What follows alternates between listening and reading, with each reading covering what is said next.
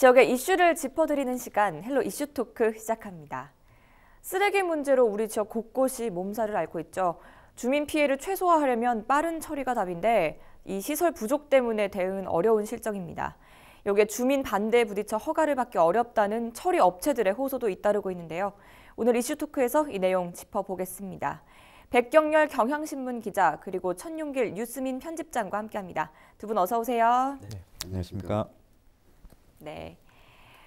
우선 우리 지역에 쓰레기 문제가 곳곳에서 드러났어요. 전반적인 것부터 정리해 주시죠. 네, 컬링의 도시에서 쓰레기산의 도시가 되어버렸는데요. 이 경북 의성의 쓰레기산 문제가 미국의 CNN 방송까지 타면서 이 전국적인 이슈에서 세계적인 이슈가 되어버렸죠. 네.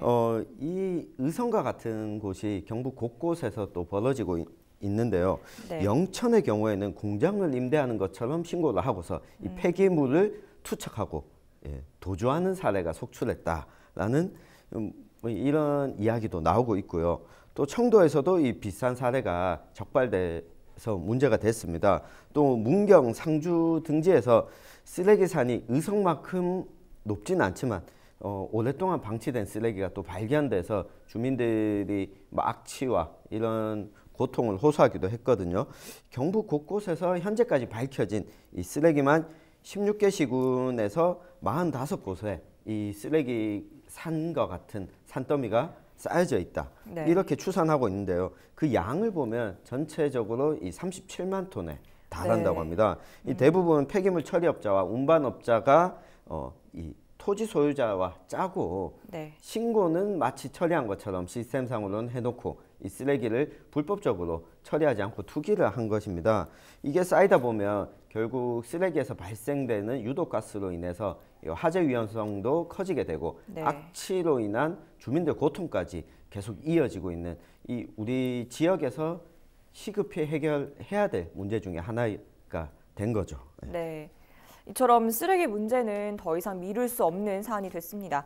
지자체들도 발벗고 나서고는 있는데 처리 상황이 지금 어떤지 좀 살펴주시죠. 네, 지금 방치되고 있는 폐기물 처리를 위해서 예산이 좀 올해 추가로 좀 확보가 됐어요. 그래서 네. 좀 처리에 속도를 붙여서 좀 지자체마다 노력을 하고 있긴 한데 네. 앞서 청 기자가 소개했듯이 지금 16개시 경북에서만 16개 시군에 45곳 네. 방치된 양이 37만 톤 정도라고 된다고 말씀하셨는데 네. 이게 올 초에 올 1월에 환경부가 전수조사를 했습니다. 전국에 전수조사를 했을 때 네. 경북 지역에 방치되어 있는 게 그때 당시에 28만 8천 톤 정도였어요. 아. 이 양이 지금 한 8월에 조사한 거로는 37만 1천 톤까지 나온 건데 이게 방치량이 한 7, 8개월 사이에 한 8만 톤 넘게 이게 증가가 한 거거든요. 네. 그래서 이게 계속 양이 늘어나다 보니까 지금 지자체에서도 예산을 확보해서 예산은 계속 투입이 되고 있는데 그 처리를 해도 끝이 없는 겁니다. 그러니까 양이 투기하는 세력은 계속 네. 있고 새롭게 발견되는 또 지역도 나오다 보니까 그래서 좀 완전 처리에는 당초로는 이제 올해 안에 처리를 하겠다 이렇게 목표를 세웠었는데 이건 지금 사실상 물 건너간 상태고요. 완전 처리에는 지금 좀 시일이 많이 걸릴 것으로 일단 예상이 되고 있습니다. 일단 예산된 비용을 보면은 의성 쓰레기산 대표적으로 좀 화제가 돼서 이 산 같은 경우에는 여기 쓰레기 같은 경우에는 99억 5천만 원 정도 이렇게 배정이 됐고요. 네. 문경 쓰레기산이 한 40억 5천만 원 정도, 그리고 상주에는 한 18억 원 정도가 지금 추가로 반영이 돼 있는 상태입니다. 그래서 지금 현재 의성 쓰레기산의 방치 폐기물이 한 17만 3천여 톤 정도 되는데 이 중에 한 40% 정도, 그러니까 절반 가까운 양이 네. 좀 재활용이 될 것으로 일단은 행정당국이 보고 있거든요. 네. 그래서 이번에 확보한 예산에다가 본 예산 22억 원을 투입해서 쓰레기 선별기를 이용해서 방치되어 있는 쌓여 있는 양에다가 네. 먼저 재활용이 가능한지 불가능한지를 좀 파악을 먼저 해서 선별 처리를 해야 됩니다. 이 비용을 하고 또 소각이나 또 매립용을 분리해서 또 재활용할 수 있는 쓰레기는 좀 먼저 분리해서 처리를 하고, 아닌 비용은 이제 또 아닌 쓰레기 같은 경우에는 네. 소각을 한다든가 또 운반을 해서 다른 지역으로, 그래서 또 50억 원이 좀 더 필요하다 이런 상황으로 일단은 보이고요.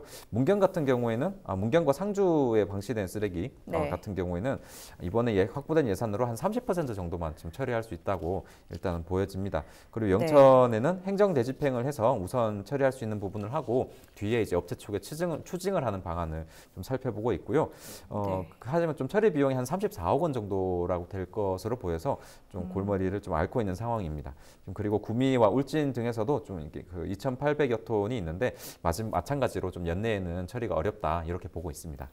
네. 어떻게든 지금 비용이 드는 부분이라서 예산 확보가 중요하겠는데 무엇보다도 기존의 업체들만으로는 처리하기 힘들다는 데서 한계가 있다는 점도 간과할 수 없겠죠? 네, 이 쓰레기를 분류를 하잖아요. 그러면 우리가 일반적으로 재활용 쓰레기, 폐기물 쓰레기 이렇게 구분 짓는데 폐기물 가운데서도 산업 폐기물과 의료 폐기물 또 그리고 일반 폐기물 이렇게 세 가지로 크게 구분 지을 수 있습니다. 네. 경북 지역의 사업장 폐기물, 이 산업 폐기물이죠. 모두 7곳이 있는데 이걸 소각 처리하는 소각장은 7곳인데 현재는 기존 쓰레기를 처리하는 수준이다. 여기에 추가적으로 쓰레기가 더 소각하게 되려면 지금은 감당이 안 된다라는 점이 있고요. 또 지자체 15곳에서 운영하고 있는 생활 폐기물 처리장의 경우에는 이 폐기물 관리법에 따라 사업장 폐기물로 구분된 쓰레기는 처리가 불가능합니다. 생활 폐기물만 처리해야 되기 때문에 이렇게 방치된 쓰레기를 처리할 수 있는 기능은 가지고 있지 않거든요. 의료 폐기물 역시 지정된 의료 폐기물만 처리하도록 하고 있기 때문에 지금 방치된 쓰레기들을 현재 있는 시설로는 이용할 수 없다고 보는 게 맞을 것 같습니다. 하루에 처리할 수 있는 양은 포화 상태이고 폐기물 분류 기준에 따라서 처리 방법이 다르기 때문에 지금 있는 시설로 완전히 정리하기는 어려운 상황인 거죠. 네. 그나마 다행인 것은 민간 소각 매립 업체가 발벗고 나서주고 있다는 점인데요. 성실하게 쓰레기 처리를 해왔던 곳들을 중심으로 공익적 차원의 고통 분담이 이루어지고 있다고요?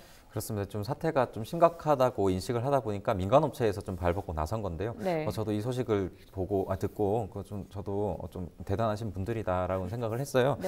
그래서 말 그대로 고통을 분담하겠다 이런 목적에서 나왔는데 그 한국자원순환에너지공제조합과 의료폐기물공제조합 그리고 산업폐기물매립협회라는 곳이 있습니다. 이 세 곳 협회에서 최근 재활용 방치 폐기물 고통분담 비상대책위원회를 구성했어요. 그래서 그 재활용 방치 폐기물의 전량 처리를 목표로 해서 모든 지원과 협력을 아끼지 않겠다. 이런 기치를 내걸고 지금 활동에 나서겠다고 밝힌 상황인데요. 좀 세부적으로 살펴보면 57곳의 산업 의료 폐기물 소각장이 있습니다. 전국에. 이 소각장과 20개의 매립시설을 최대한 좀 가용한 시설을 가동을 해서 재활용 방치 폐기물이 집중되어 있는 경북 지역에다가 업체와 좀 장비를 집중하게 투입하겠다. 이렇게 밝힌 상황이고요.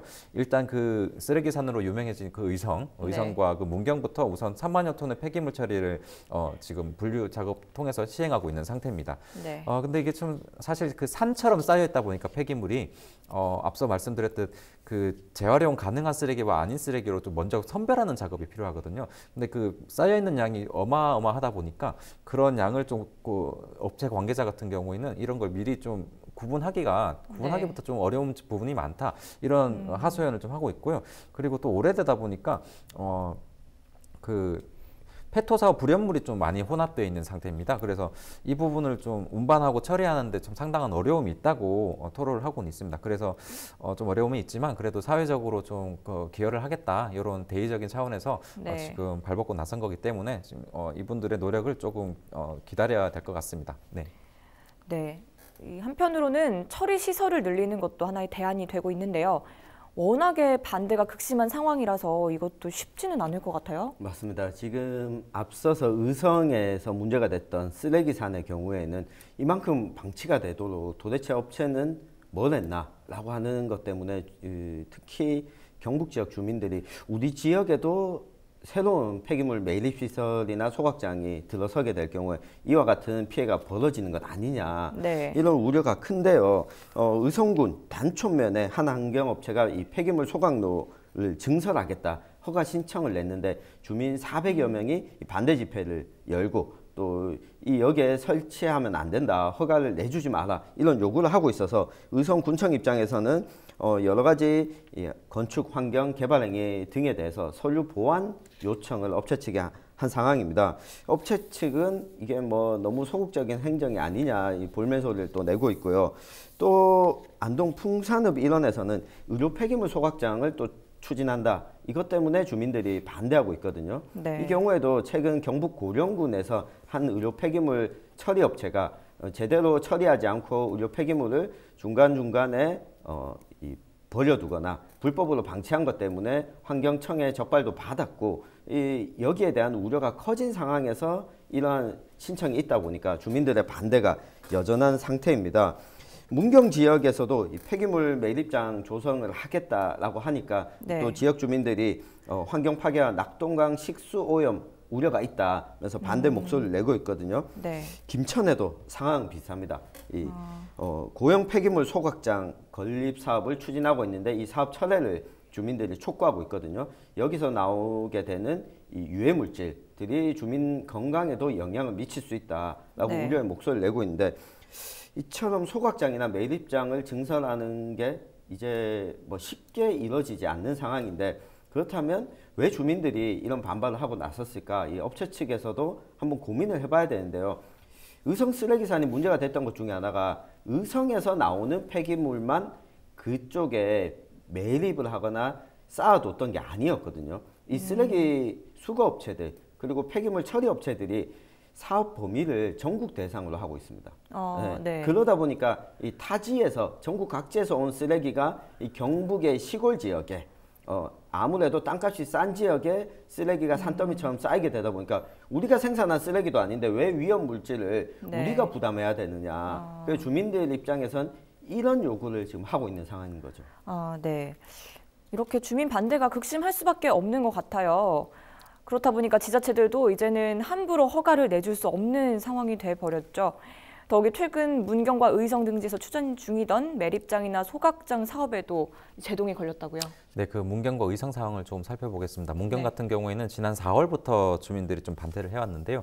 하루에 처리할 수 있는 양이 한 1,000톤 정도 되는 매립장을 그 모 업체가 좀 추진을 하고 있었어요. 네. 그래서 그 사업 계획이 사실상 좀 백지화된 상황입니다. 현재까지는. 환경청이 그 해당 대구지방 환경청이 해당 사업과 관련해서 업체 쪽이 좀 소규모 환경 영향 평가를 일단 진행을 하겠다. 그래서 그 사업 계획서를 냈는데 여기에 대해서 그 환경청이 그 서류 보완 등을 이유로 좀 동의하지 않겠다 이렇게 네. 그 부동의 결정을 내렸습니다. 그래서 사실상 좀 사업이 힘들게 된 상황인데 앞으로 상황은 조금 봐야 될 것 같긴 하고요. 네. 의성 같은 경우에는 신설이냐 증설이냐라는 논란이 좀 있었습니다. 이게 그 이유가 기존에 있는 업체가 있었어요. 소규모 폐기물 소각장 업체가 있었는데 네. 기존에는 한 6.4톤 규모의 시설이었거든요. 이걸 그 15배, 15배 이상 좀 확장을 해서 94톤 정도 처리할 수 있는 폐기물 소각장을 만들겠다. 네. 이렇게 변경 허가를 의성군에 냈습니다. 근데 그 의성군에서는 이게 사실상 그 증설이 아니라 사실상 신설하는 거나 마찬가지다라는 네. 유권 해석을 해서 사실상 그 인허가 과정에 좀 제동이 걸린 상황이거든요. 네. 그래서 의성 같은 경우에도 이게 좀 그 지금 처리되기 어려운 상황으로 놓였고 주민 반대에다가 이제 그 행정당국의 좀 허가 절차가 어려워지면서 매립지나 좀 소각장 사업 자체가 지금 현재로서는 의성에서도 힘든 상황이 됐습니다. 그래서 업체에서는 좀 처리할 건 많은데 허가가 이렇게 나지 않으니까 민간 업체들은 또 나름대로의 고통을 좀 호소하고 있긴 합니다. 네. 처리할 쓰레기 양이 점차 많아지고 있는데 소각장이나 매립장 사업이 가로막히고 있다 보니까 업체들은 난감하다는 입장을 밝히고 있는데요. 보다 자세한 이야기를 이슈토크 취재진을 통해 전해왔습니다. 업체 측의 입장 들어보시죠. 매립장으로 하는 거 분류했지만은 실제 지금 다 못 가고 지금 다 쌓여 있는 거지 않습니까? 그래서 매립협회라든가 이런 지금 소각협회에서도 그거에 대해서 공생하자 해서 서로 뭐 가격 조정해서 좀 조정해서 좀 들어갈 수 있게끔 하자라고 하는데 전국이 지금 폐기물 때문에 뭐 매립장 부족, 소각로 부족, 그다음에 뭐 간연성 폐기물 처리장 부족 등이 이루어져 있다 보니까 이게 오늘만의 일이 아니라는 거죠. 뭐 시골에 가면은 이제 농촌들 다 집게끔 공사하고 하면은 성명이 수백 톤씩 지금 발생되고 있는데 그걸 다른 지방에다 보내면서 합리화시키고 있고 매립장에 들어오는 거에 대해서는 남의 지역에서 들어오니까 내 지역은 매립장이 안 된다. 이런 이야기 한다는 것 자체가 서로 모순이라는 거죠. 그 광역화 매립장 자체도 특정한 지역이 제외진 게 아니라 어느 지역을 할 것인지 선정이 돼야 된다. 선정을 할 거지 않습니까? 그러면 그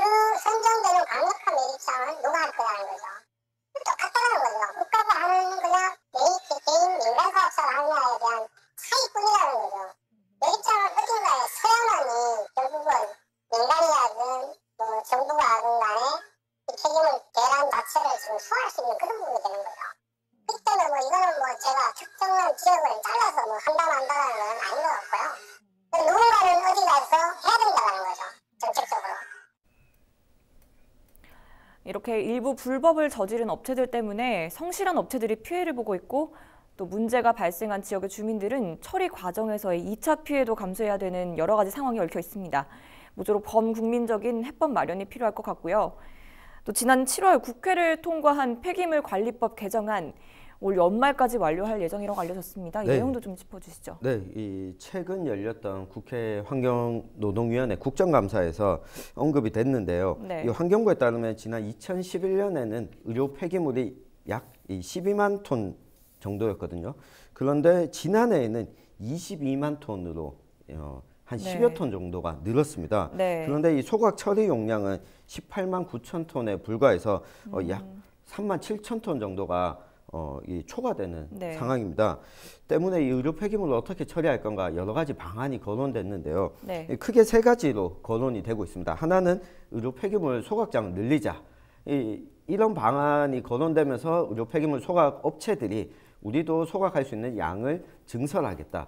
신규로 또 소각장을 짓겠다. 이런 이야기를 하고 있는데 이거는 아주 이렇게 업체들의 입장만 반영된 것으로 보이거든요. 왜냐하면 이 앞서서도 잠깐 언급했지만 이 쓰레기, 폐기물의 경우에는 한 지역에서 발생되는 것들이 그 지역에서 처리가 되지 않거든요. 이 쓰레기 지방 분권의 관점이 전혀 없는 거죠.